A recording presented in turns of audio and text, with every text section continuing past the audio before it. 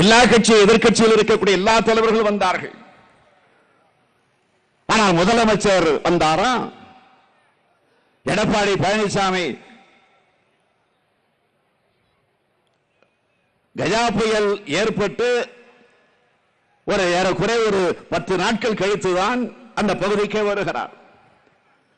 ஏன் வரல, உடனே வந்திருக்க வேண்டுமே என்று நாம் கேட்டோம், கண்டிச்சோம், கண்டன குரல் எழுப்பினோம். என்ன பதில் வந்துச்சு தெரியுமா? சேலத்தில் என்னுடைய உறவினர் வீட்டில் நான் கடா வெட்டி கொண்டிருந்தேன். சொல்லலையா?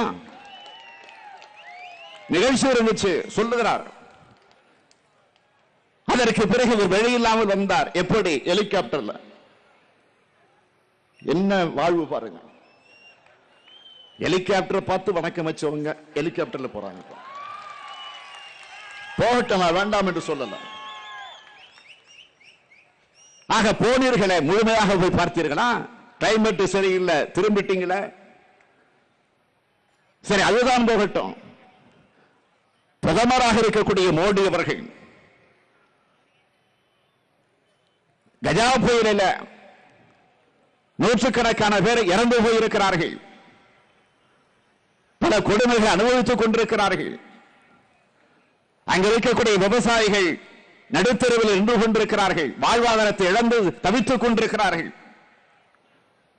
பிரதமராக இருக்கக்கூடிய மோடி அவர்கள் வந்து ஆறுதல் சொல்வது மட்டுமல்ல, ஆறுதல் வந்து சொல்வதற்கு கூட நான் கேட்கல, ஒரு ஆறுதலாக ஒரு செய்தி,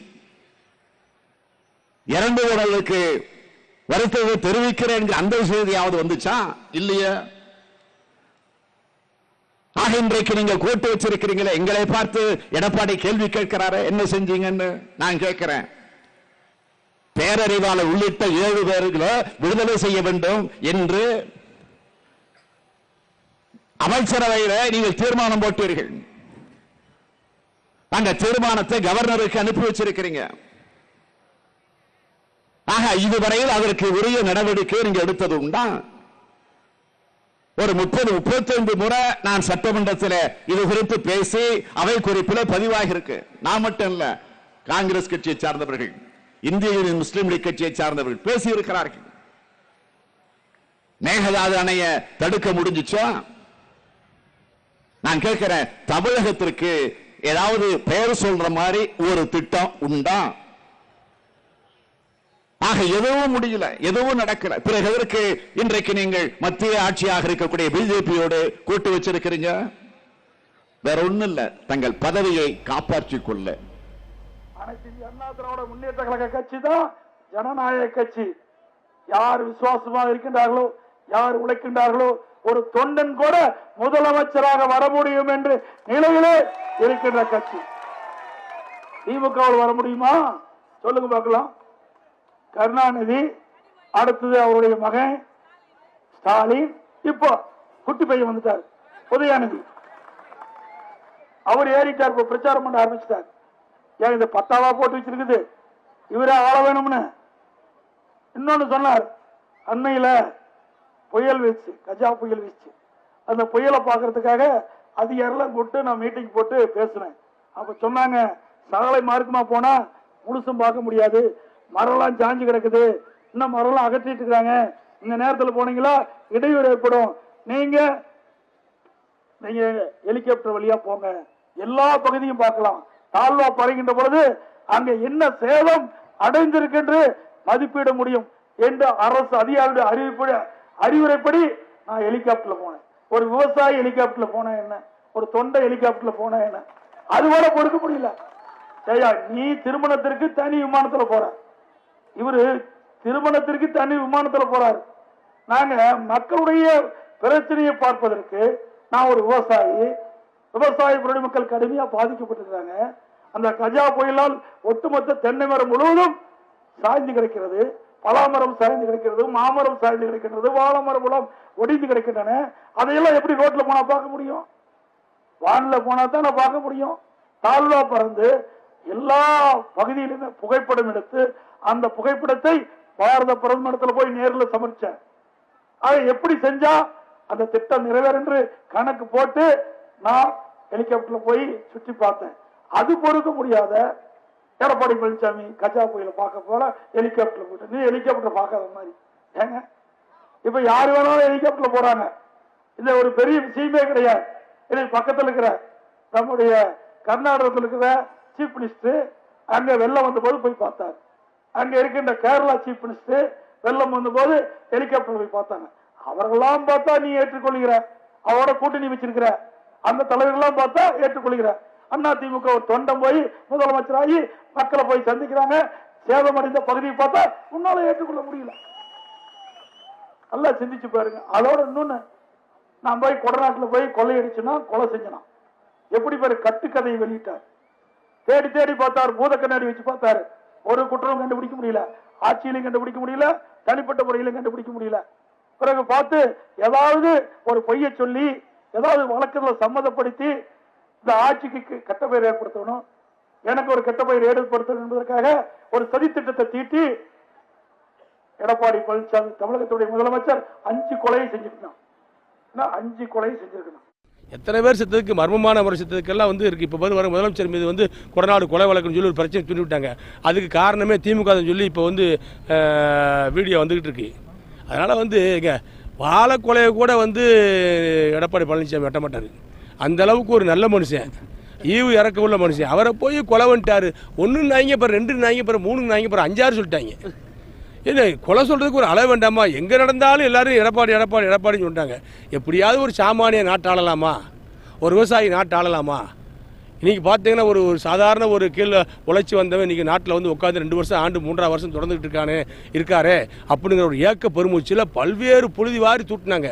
ஒன்றும் பண்ண முடியல. எல்லாமெல்லாம் செஞ்சு பார்த்து சித்து விளாட்டெலாம் பண்ணி பார்த்தாங்க. எடப்பாடியுடைய ஆட்சி, எடப்பாடி பழனிசாமியுடைய ஆட்சி ஸ்ட்ராங்காக இருக்குது.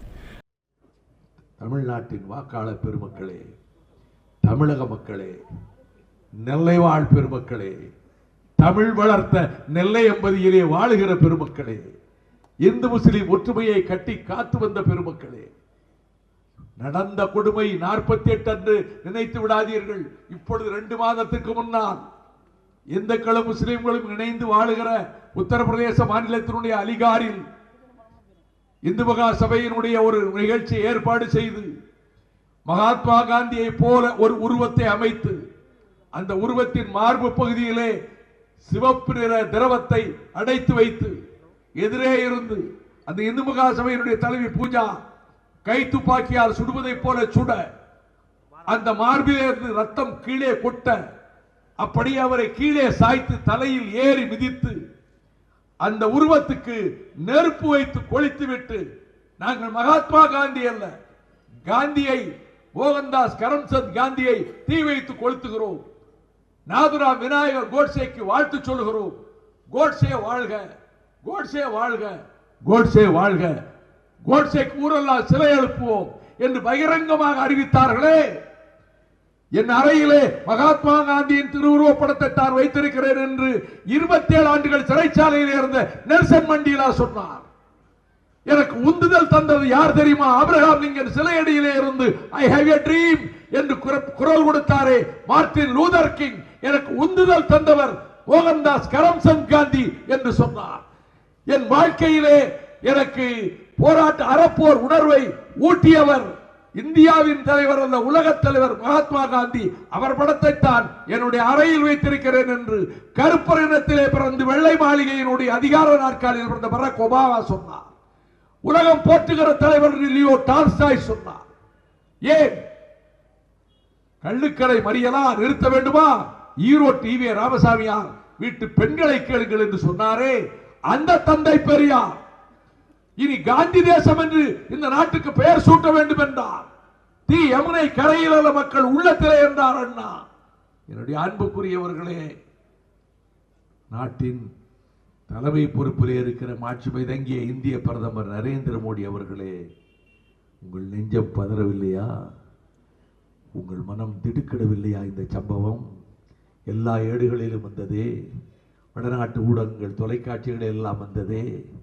ஒரு வார்த்தை கண்டனம் தெரிவித்ததுண்டா? ஒரு நடவடிக்கை எடுத்ததுண்டா? ஒரு கண்டனம் தெரிவிக்கின்ற உங்களுக்கு ஈரம் கிடையாதா? உங்கள் இதயத்தில் இரக்கம் கிடையாதா? அவர் போர்பந்தரின் தலைவர் அல்ல, குஜராத்தின் தலைவர் அல்ல, இந்திய நாட்டு மக்களுக்கு மட்டும் தலைவர் அல்ல, உலகம் போற்றும் தலைவர் அல்லவா? எனவேதான் இனி இவர்களுடைய அதிகாரம், இந்த பாசிச வெறிபிடித்த அதிகாரம் தொடருமானால் பகிரங்கமாக சொல்லுகிறார்கள் அல்லவா, இந்து முஸ்லிம் ஒற்றுமை என்றால் காந்தியவே நாங்கள் திரும்ப சுடுகிறோம், 48 இப்பொழுது சுடுகிறோம், தீ வைத்து கொளுத்துகிறோம் காந்தியவே, அதை போல கொளுத்துவோம் என்ற அபாய அறிவிப்புத்தான் அந்த சம்பவம் என்பதை நான் நினைவூட்டுகிறேன். என்ன மாதிரி கட்டமைக்கிறான்னு கவனிங்க.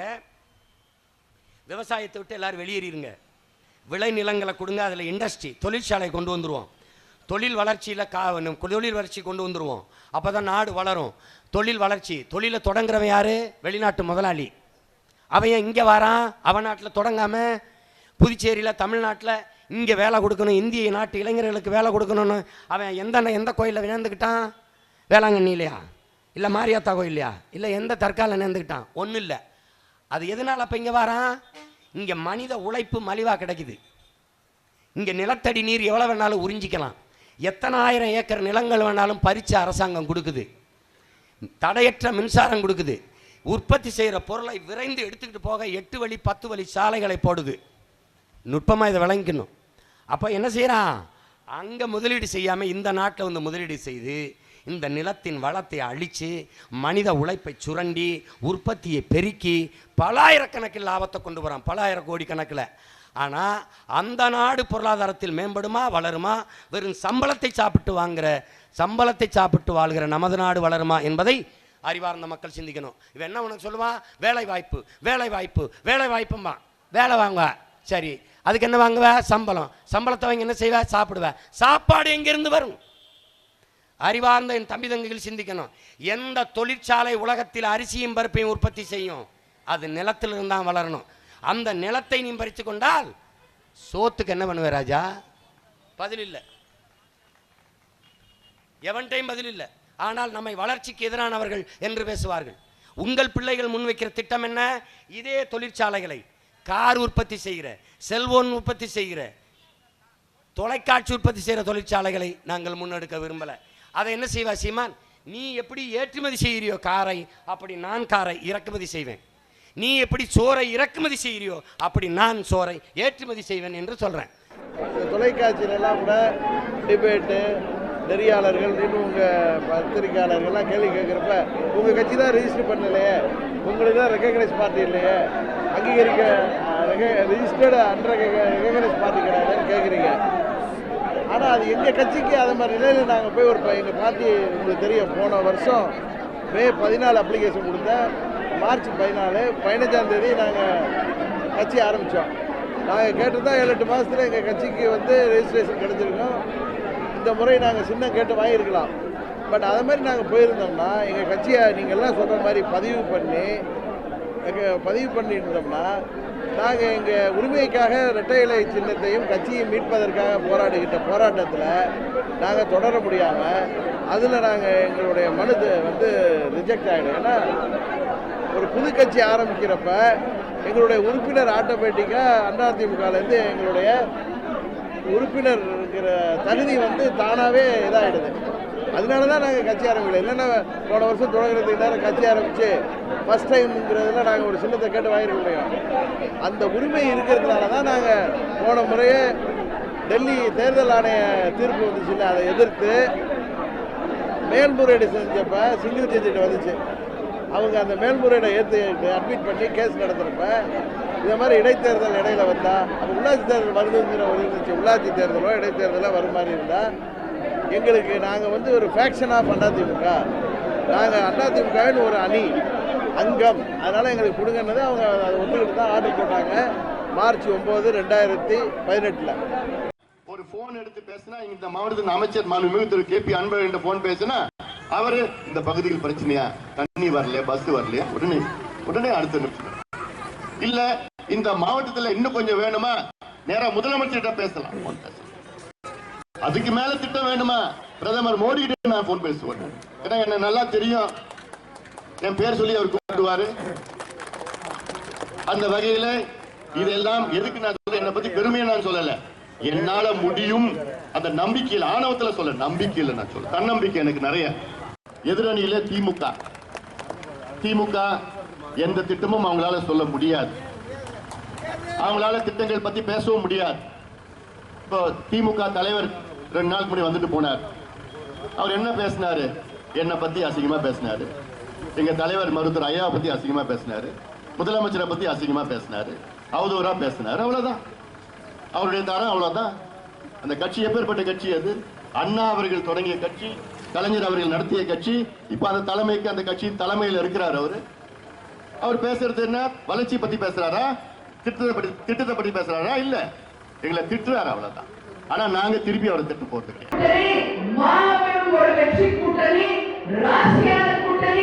அதற்கு 2011 ஒன்றே சான்று என்பதை இந்த நேரத்தில் அடுத்த திருத்தமா சொல்றேன். 2011 புரட்சி தலைவி அம்மாவும் புரட்சி கலைஞர் கேப்டனும் அமைத்த அந்த கூட்டணி போல இன்று வரை தமிழகத்தில் யாரும் அமைக்க முடியாத ஒரு கூட்டணி. ஏன்னா ஆளும் கட்சியும் நமது கூட்டணியே, எதிர்கட்சியும் நமது கூட்டணியே என்ற ஒரு நிலையை உருவாக்கி தமிழகத்தில் ஒரு மாபெரும் வெற்றி கூட்டணி அமைத்தது.